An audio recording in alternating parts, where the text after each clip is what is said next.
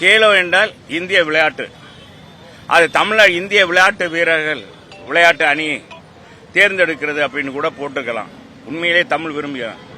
பேருக்கு இவங்க கோ India, go back India, நாங்கள் இந்தியை எதிர்க்கிறோம்னு பேருக்கு சொல்லிக் கொண்டு தமிழ் மொழி மீது தமிழ் தியாகம் புரிந்த தமிழ் மொழிக்காக தியாகம் புரிந்தவர்கள் மீது என்றைக்கும் அவர்கள் கருணை காட்டியது கிடையாது. தமிழ் மொழி மீது பற்றும் பாசமும் கிடையாது.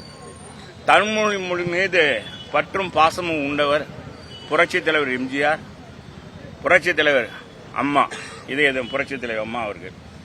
அதுக்கடுத்து நம்ம புரட்சி தமிழர் எடப்பாடியார் அவர்கள். புரட்சி தமிழர் எம்ஜிஆர் அவர்கள் தான், இதே புரட்சித் தலைவர் தான் தமிழ் எழுத்தை சீர்திருத்த எழுத்துக்களை கொண்டு வந்து நடைமுறைப்படுத்தினார்.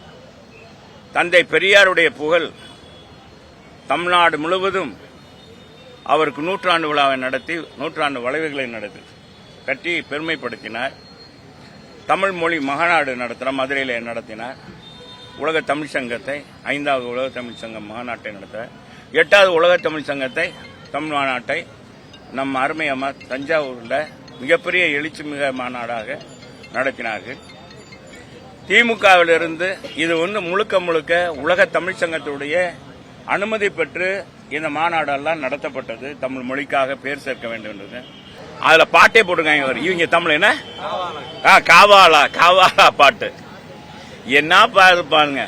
இவங்க தமிழை வளர்க்க போறாங்களாம். இவங்க தமிழுக்காக உயிர் மூச்சு கொடுக்கலாம். இவங்களுக்கு என்ன இருக்கு? தமிழ் மக்களை ஏமாற்றி கொண்டிருக்கிறது இந்த அரசாங்கம் என்பதை தெரிவிச்சு. செய்திகளை உடனுக்குடனும் துல்லியமாகவும் தெரிந்து கொள்ள சப்ஸ்கிரைப் பண்ணுங்க.